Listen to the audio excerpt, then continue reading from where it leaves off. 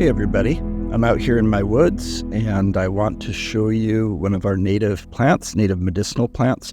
This is Skullcap, Scutellaria lateriflora. It's just growing wild out here. This is the patch right here, and it's growing in the kind of spot that you'll often find Skullcap by a little creek, a little wet spot in the shaded woods. You can see, you might be able to see, it's just starting to flower. And kind of a nondescript plant. You can get to know what it looks like pretty well.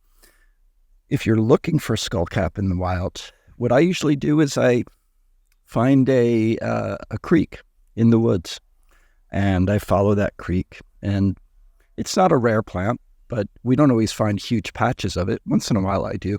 So we want to be mindful of how much we might harvest from wild plants. We can grow it as well. One thing that I do want to emphasize when it comes to skullcap is making sure that you're getting the right species. So this, again, is our native Scutellaria lateriflora.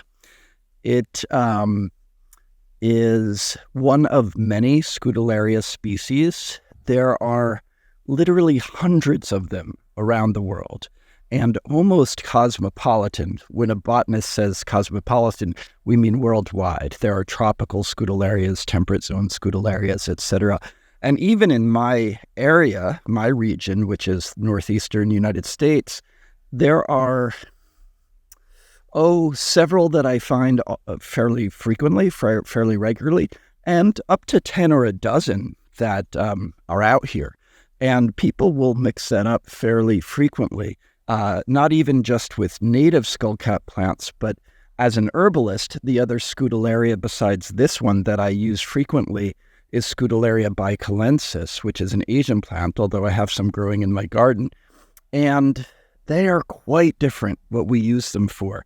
This Scutellaria lateriflora is a wonderful nervine for wind disharmonies, for anxiety, nervousness, agitated, sleep, tossing and turning, that kind of pattern, to be brief about it.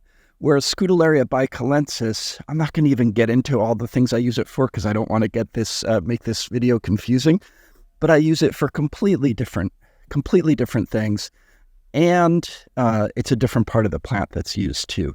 This plant, we use the oil parts. So this is would be, I'm not going to harvest this, I'm going to leave it alone, but would be a good time to harvest it when it's just coming into flower. And that is skullcap.